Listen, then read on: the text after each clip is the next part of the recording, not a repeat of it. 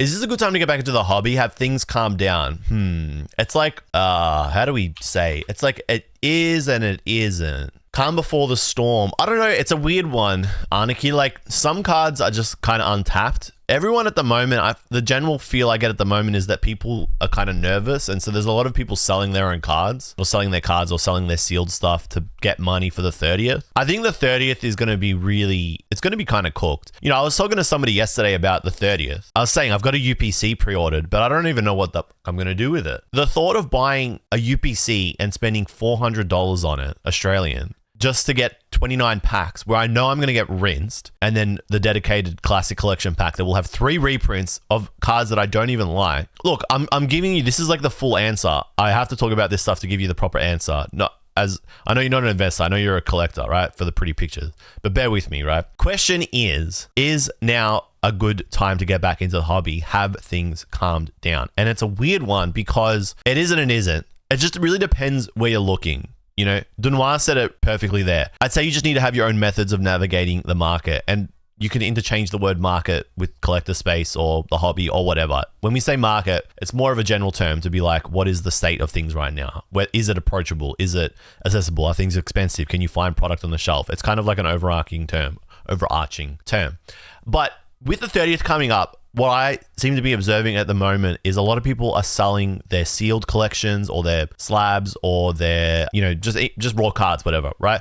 They're just trying to get money to buy the 30th because that seems to be like the next big thing.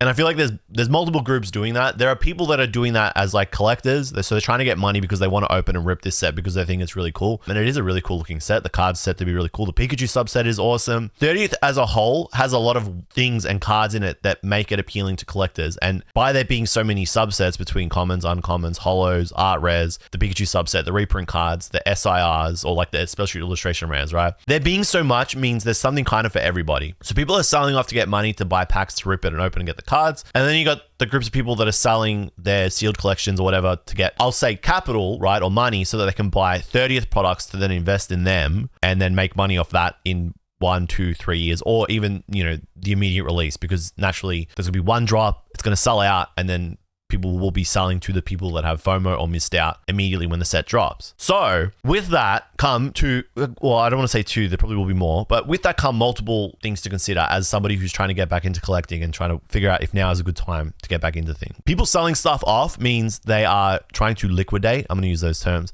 because they're trying to get money very quickly to buy the next set coming out in September. So maybe you can pick up cards or boxes or packs or whatever from people who are just trying to get rid of stuff to get cash. So there's like opportunity there to buy people's collections or cards from them for people that are just like trying to be really quick to get rid of it all. On top of that, with the 30th coming out, there's going to be a lot of people that are just buying that, ripping it, right? And they're maybe only chasing the SIRs, or they're chasing the Mew EX or the Mewtwo EX FUR by Yoshiroten.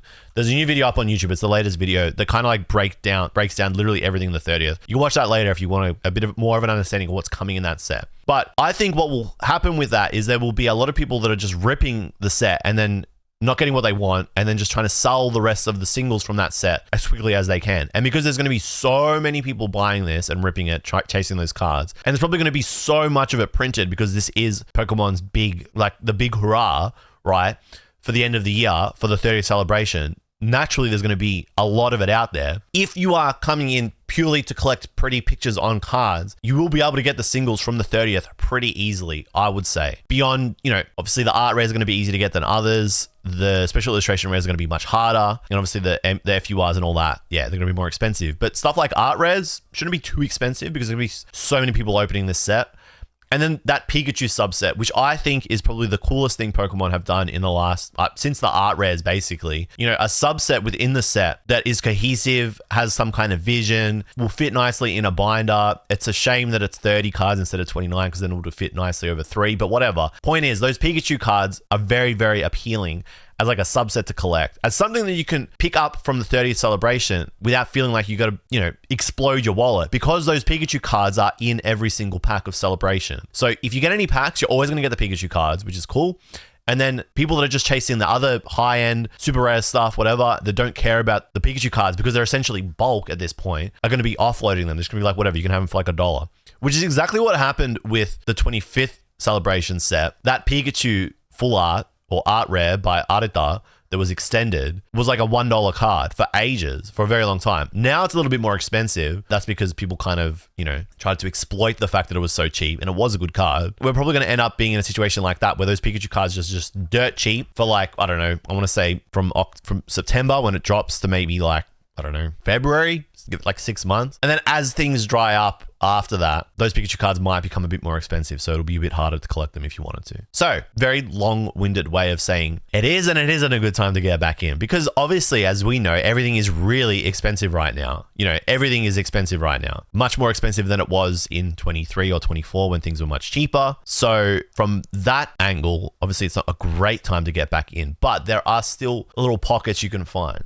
And I've had this conversation with friends before, Joe Guyman in the chat, who comes in and out, but he's mostly kind of burnt out from the space. I've had that conversation with him before because it is exhausting having to continually adapt and be like, oh, well, I was collecting this thing and now I can't collect it because it's more expensive now. Or I had to shift towards collecting art rares, but now art rares are pumped. Okay, now I got to shift to collecting vending cards. Now vending is pumped. I got to shift to collecting artists, but now Tomokazu Komiya cards are pumped. Well, now I got to shift to Ayakusa Bear might get pumped. Okay, now I got to shift to new wave artists. It can be exhausting. I totally get how it can be exhausting for people, but there are ways for you to still engage in the space and collect. It depends on how patient you want to be and how much you can bear, because it is frustrating and it's exhausting. And that's why when you do get like tired of it all, you just got to step away for a little bit so you don't get completely burnt out and then tap out entirely, which is like where Joe Guyman is at the moment. It's not his fault. I do not blame him at all. It's your boy Charizard jumped in. He said, right now Pitch Black is not being sculpted like crazy, but the next coming sets will be heavily sculpted. So kinda, which is true. Sets like Pitch Black, Chaos Rising, Perfect Order, and then the Japanese versions of them. So Nihil Zero, however you want to say it, Ninja Spinner, Abyss Eye. Like, nobody's looking at those cards. You can, like, if we want to just do the really rudimentary, he's talking about Pokemon cards and he says the word rudimentary. He must be smart. But if we want to do just like a really simple example, right? And we go to Card Rush, we'll have a look. If we go, so let's not look at Storm Emeralda, but like we even could, right? Just very quickly, right? If we look at Storm Emeralda prices here on Card Rush to get a feel of how expensive things are in Japan or not, we were looking at this. The Rayquaza is sold out now, but if we scroll, not that if you're coming back into collecting, you're going to go straight for the Rayquaza, but let's have a look at it, right? It's sold out at 82,000 yen. But when we were looking at this on Friday, it was 138,000 yen. So it's already dropped 50,000 yen between Friday, 3 days or 4 days, okay? So this set in general is getting cheaper. But even from this set, if you just like come in and be like, I want to get pretty pictures on cards. Okay, Raikou is like phenomenal. This is a phenomenal card, right?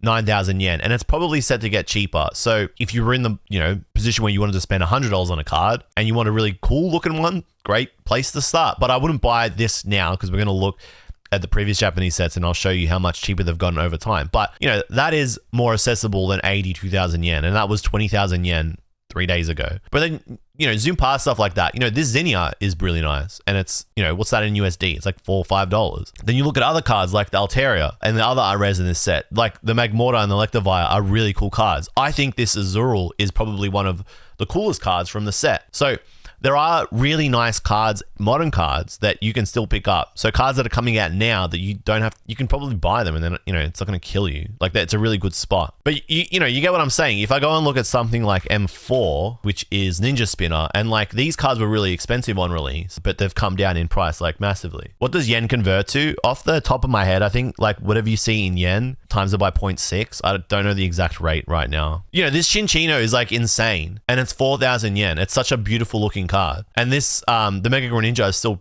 like, this is a really good card, and I think that's actually approaching affordable, or like, approaching accessible. 30,000 for a special art rare of a marquee Pokemon, of a Pokemon that's consistently ranked in the top 10 most popular Pokemon in the world. It's approaching accessible. It will, I think, continue to get a little bit cheaper. That is just insane. You know what I mean? Like, there are cards out there. When we look at, this is Nihil Zero, right? This is Japanese Perfect Order. The Mega Starmie is good. I think the Mega Starmie is good. Mega Clefable, that for 3,000 yen, I think is quite insane. I'm not saying it should be more. I'm saying that's good. That's a special art rare.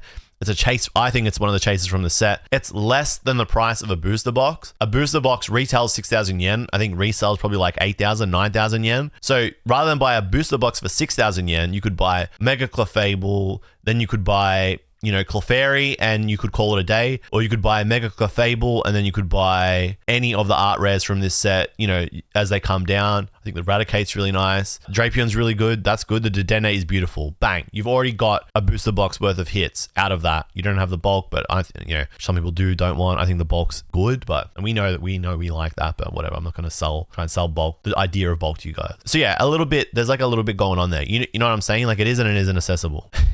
Oh.